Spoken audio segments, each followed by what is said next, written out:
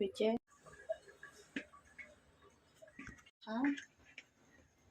মাছের কিছু অংশ, এর সাথে আরো কিছু মাছের পিস অ্যাড করব।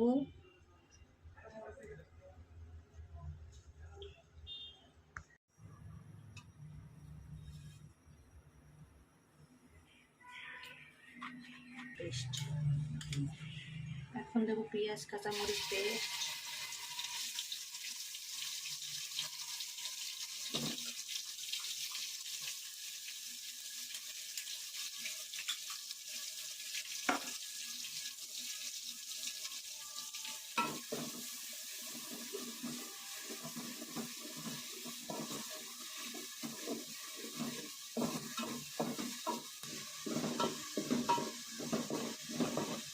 এখন দেবো এটার সাথে রসুন বাটা,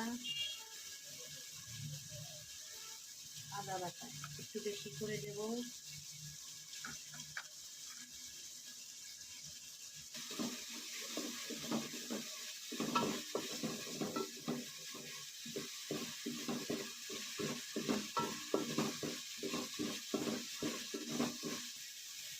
মশলাটা যাতে পুড়ে না যায় এই জন্য দেব আদা রসুন মরিচ পেঁয়াজ বাটা পানিটা।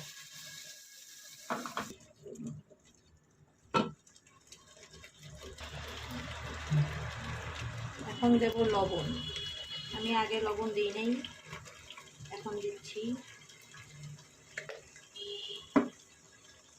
শুকনো মরিচ গুঁড়া, একটা শুকনো মরিচ গুঁড়া, শীতলে ঝাল একটু বেশি খেতে হয় এই জন্য দিলাম। হলুদ গুঁড়া,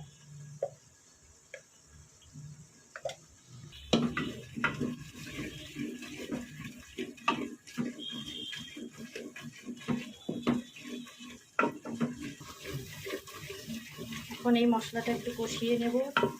তারপর এটার মধ্যে মাছ আলু বেগুন সব ঢেলে দিয়ে একটু কষিয়ে তারপর সেদ্ধটা দিয়ে ভালো করে কষাবো। এখন মাছের মাথাগুলো দিয়ে দিলাম, এর সাথে আলু বেগুনটাও দিয়ে দেবো, একসঙ্গে কষাবো সব।